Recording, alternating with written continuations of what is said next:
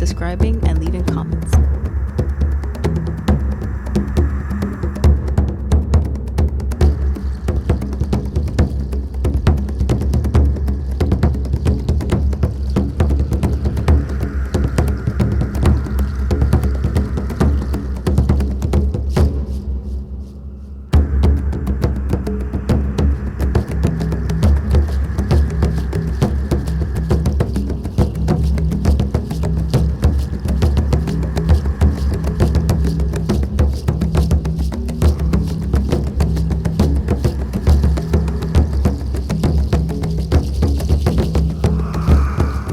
We had just set the charges, and we're convoying back down the hill to a safety site.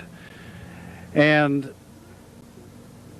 I looked down from the third site down to the second site, and I observed three large, hair-covered, very dark creatures, apparently observing us coming down off the hill. Our people do believe in the Sasquatch very much. It's a part of our people. Working with the elders around here in our area, they've told me a lot of things. The Sasquatch is the spirit of our people. From Harrison Hot Springs here in British Columbia, Canada, we're going to pursue the legend of Sasquatch here on this episode of Out and About.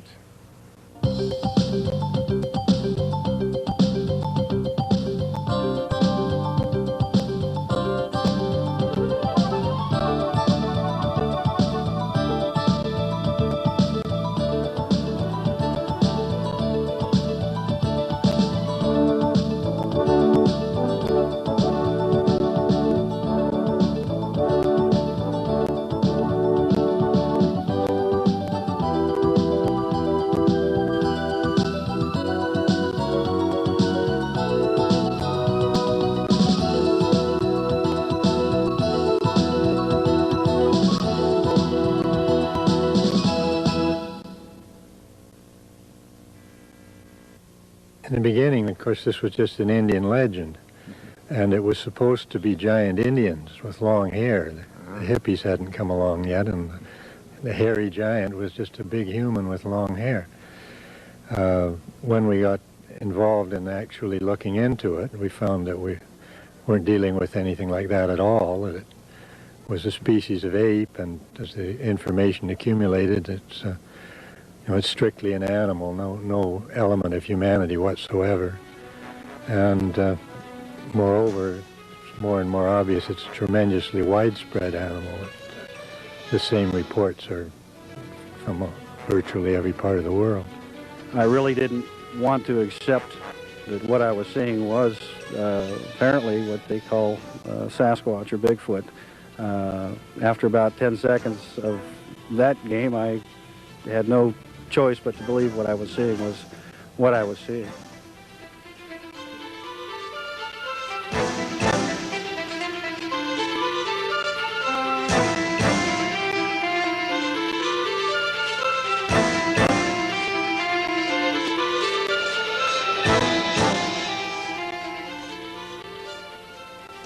A serious treatment of the possible existence of Bigfoot was the main agenda at the annual Sasquatch Forum, part of the popular Sasquatch Days celebration. Sasquatch Days is an annual production put on every year here in Harrison Hot Springs, British Columbia. It's a tourist promotion, but there's a tremendous amount of fun. They have a parade, they have antique cars, they have a powwow of the Indians from all the tribes in North America, and needless to say, they have a Sasquatch forum where they talk about the Sasquatch in a very serious tone.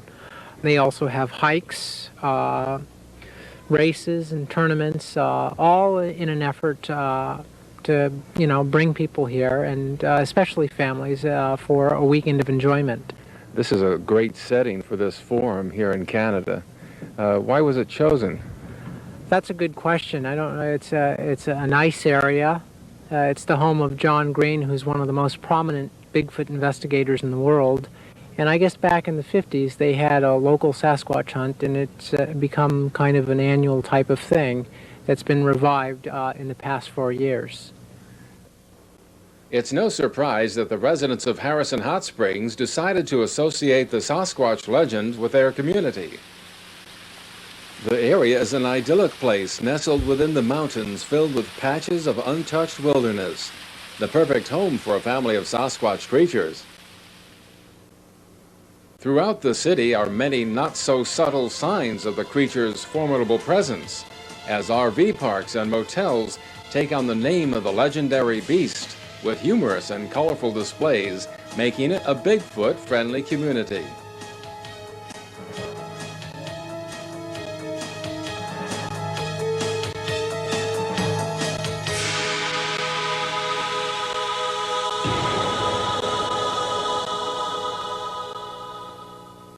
It's really developing a reputation as being known as Sasquatch country here, with all the signs and the campgrounds.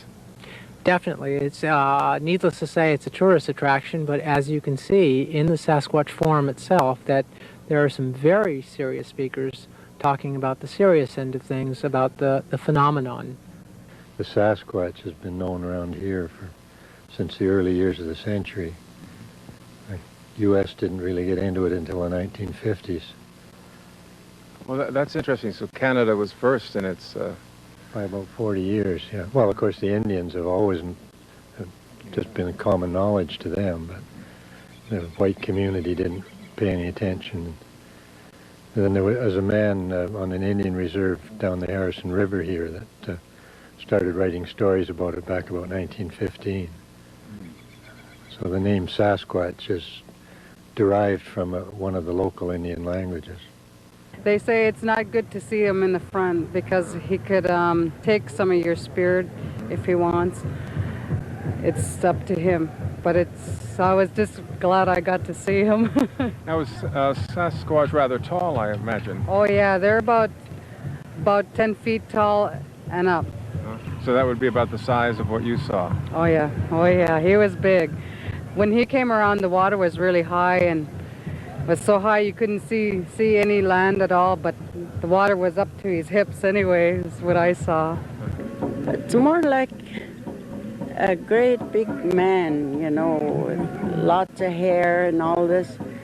And as I grew older, what I studied about him as I grew, you know, I'm worried and wondering if it's real or what.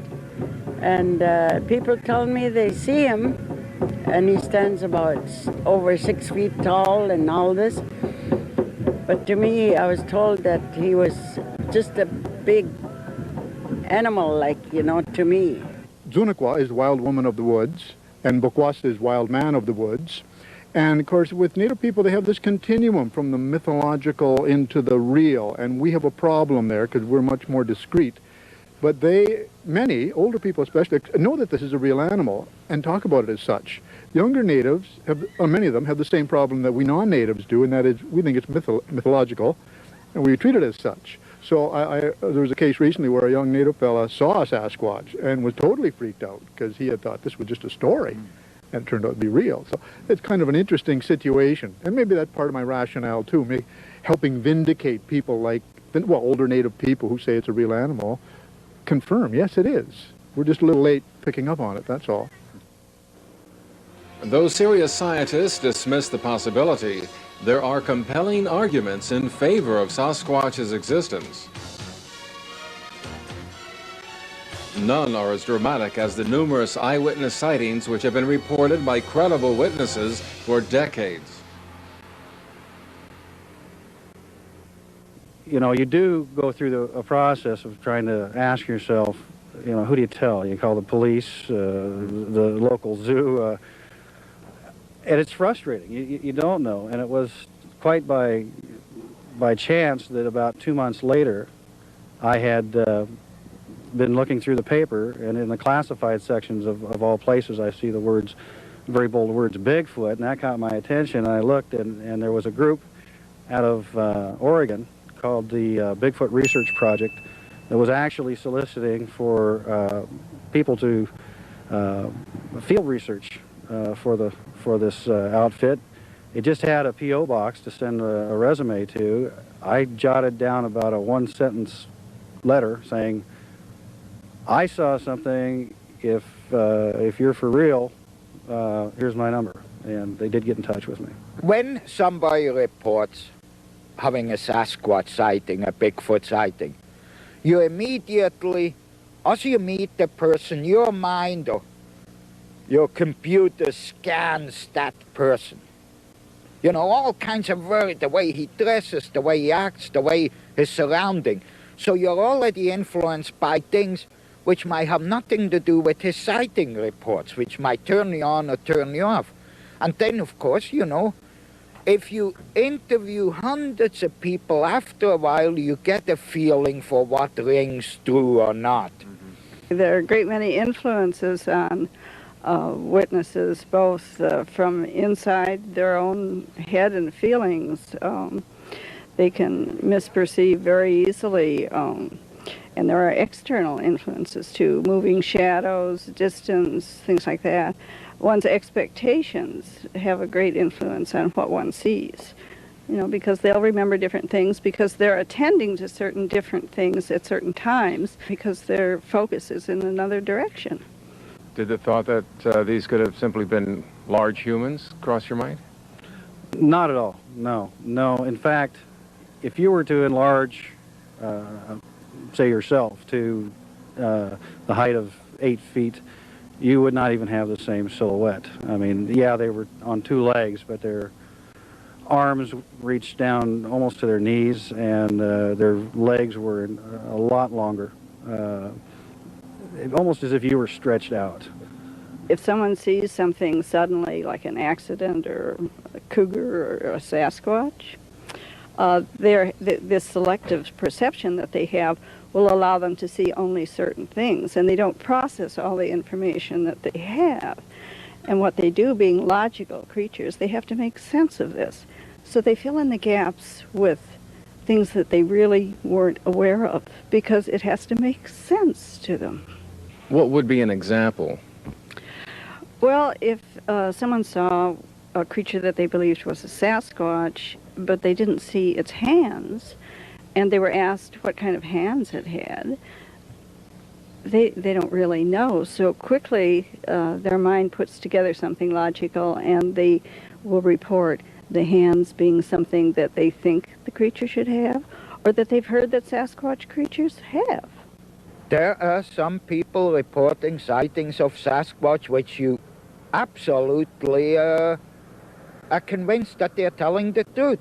If they would tell you anything else but about a hairy monster, 6, 7, 8 feet, hair-covered, 6, 7, 8 pound man-like hairy monster they just saw out in the bush, if they would tell you anything else, you would have absolutely no problems believing it. But because of the subject they're saying they saw, you immediately, this little lights go off and bells start ringing, you know? So you, on one hand, the person is 100% believable, but because he saw a Sasquatch, you start to wonder about the guy. Some of these people have been investigating longer than I've been living, so, and you know, you have to respect them for that. And the biggest thing, though, that I keep thinking about with regard to this Sasquatch Forum, and even if you have a Sasquatch Forum 50 years from now, that no matter how good the speaker, we still have not resolved the mystery. We do not have a Sasquatch, and I'm troubled by that, because I'm one of the individuals personally looking at the bottom line, like, will we ever know if these things are really part of this planetary system, or whether they're mythology or folklore? When we return, we'll continue our Sasquatch Days coverage with the colorful Bigfoot Parade. And we'll see how we measure up in the Fast and Furious Bigfoot race.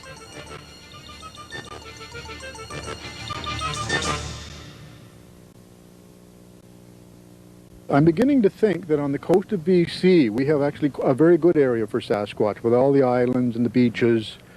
And from a lot of the sightings, native people and fishermen especially, seeing Sasquatch on clam beaches, I think that's a year-round habitat. And of course, in the interior, there's this problem of overwintering, and whereas bears hibernate, we really don't know how Sasquatch gets through the winter in the interior, in the Rockies, in the interior of BC. But I think the coast is actually a very good area. The one lady approached me and she says, Tilly, what do you think about Sasquatch? I said, to me, it's something real when you see him. And she says, do you think it's real? I said, no. And she says, why? I said, he's a spirit. I said, you can see his tracks, only about 3 tracks. And then after 3 tracks, disappears. You don't find no more tracks.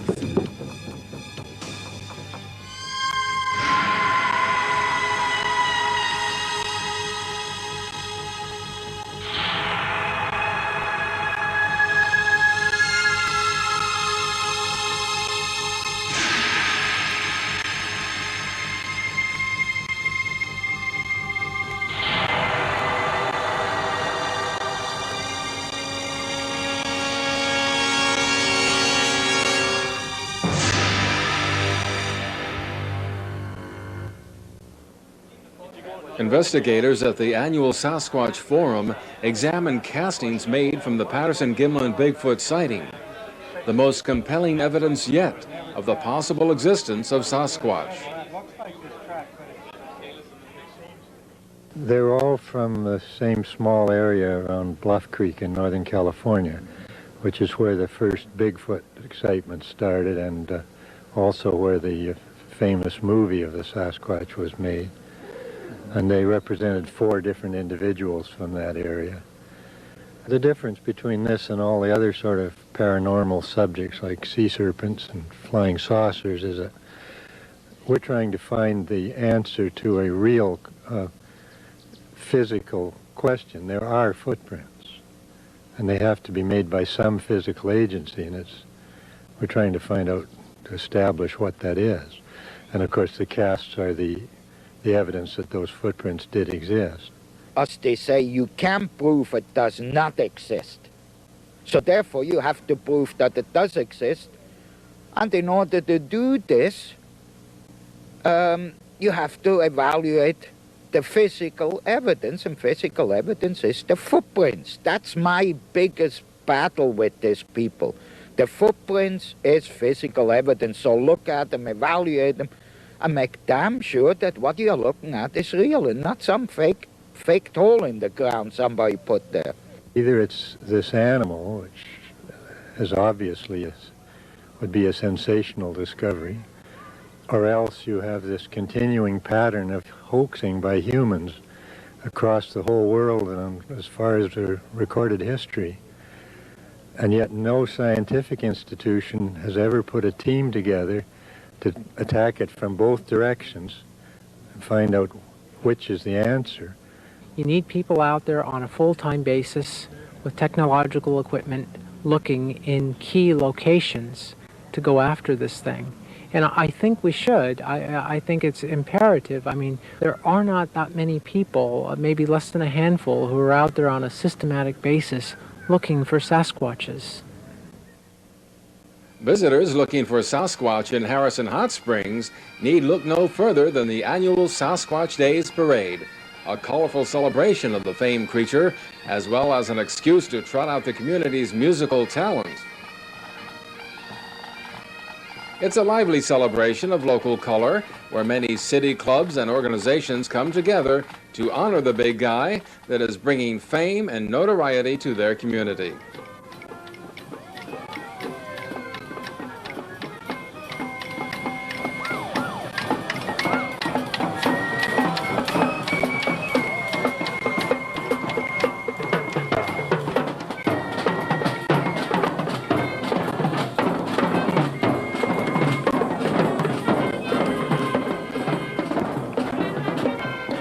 After the parade, Bigfoot fans took part in the Fast and Furious Elma Bigfoot race.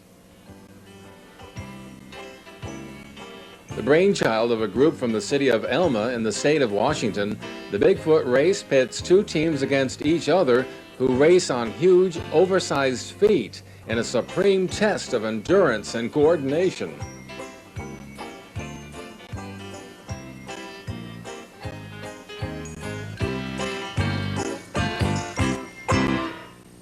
We will see Harrison's team and Elma's team racing will be separately this year because we don't have two pairs of feet this year. They race as a team with all their left feet going at the same time as their right feet going.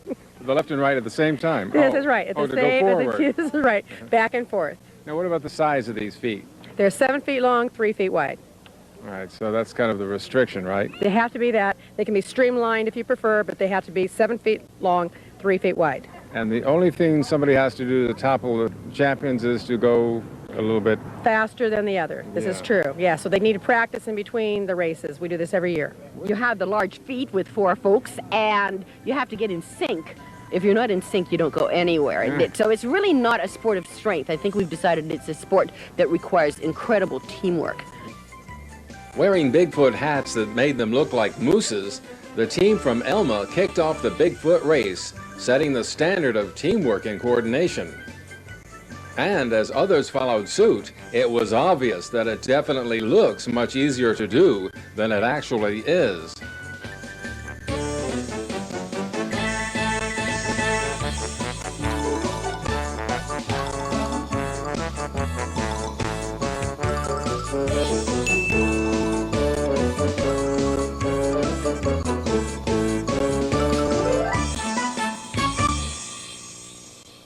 Though the Sasquatch Day celebration did provide some light moments like the parade and race, the bulk of the attention centered on the forum's many credible speakers.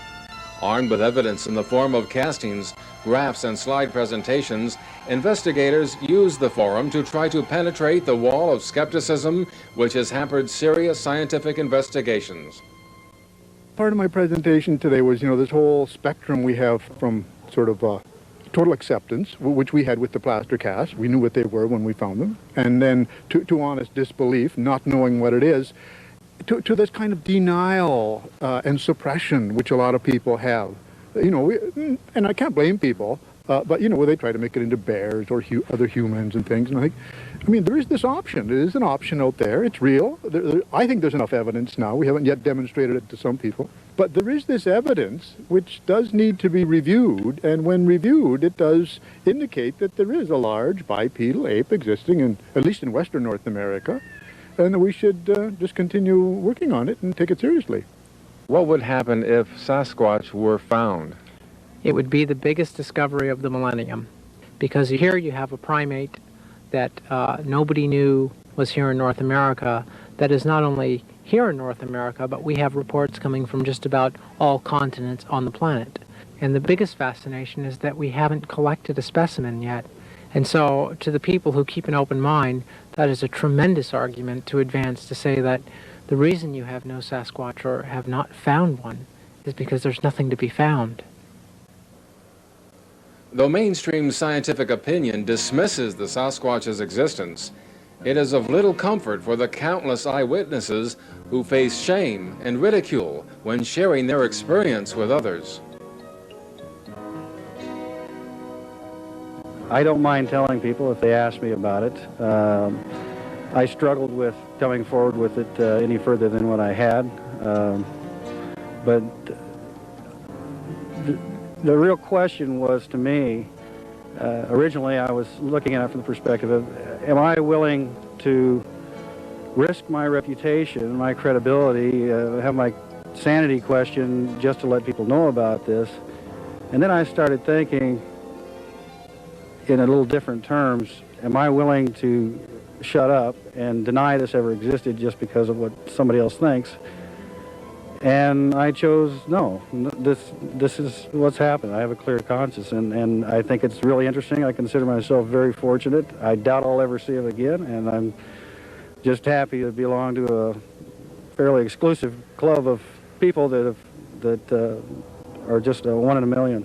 When people do see the Sasquatch, these people are known to be gifted people. Things are going to happen for these people. That's what I was taught. Just like the eagle, he protects people and he brings you messages. And I feel the Sasquatch comes around to see how his people are doing.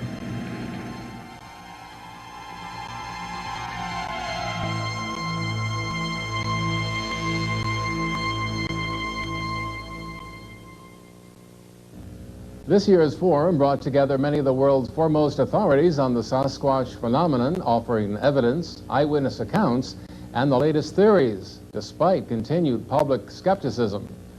The Sasquatch Day celebration has become an annual event, encouraging visitors not only to enjoy the parade and festivities, but to attend the forum as well for a serious study of the subject. Sasquatch Day's organizers hope that this year's forum will bring the subject a few steps closer to being treated as a true global phenomenon, one worthy of serious scientific research. For Out and About, this is Roger Martin.